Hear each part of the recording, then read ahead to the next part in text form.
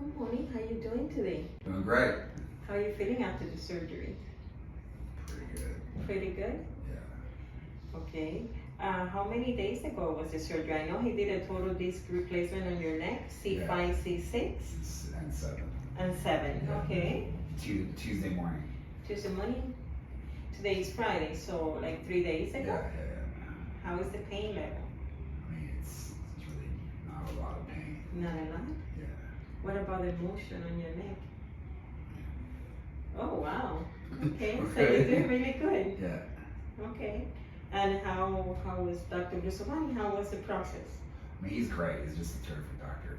Like, I really like him a lot. Yeah. So it was just, as smooth as a major surgery to go. It really felt like, mine's just the anesthesia. That's the only thing that kind of like hit me a little hard. But Yeah. I mean, it was really easy besides that. You know? Okay, Like, okay. I just had to sleep off the anesthesia for a while. I see. Yeah. Okay. So I'm glad you're doing that well, and we will see you for follow-up. All right. Thank you. Thanks, Dr. B.